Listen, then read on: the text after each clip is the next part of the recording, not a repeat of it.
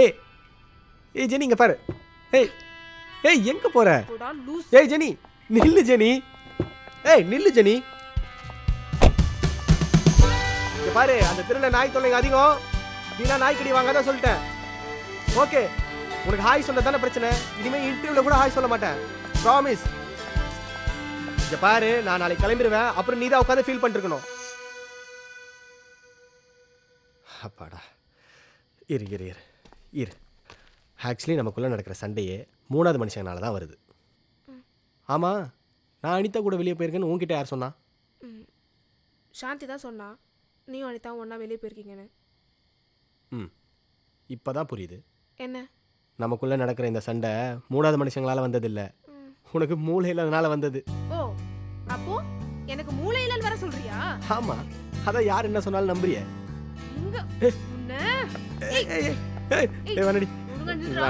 Please.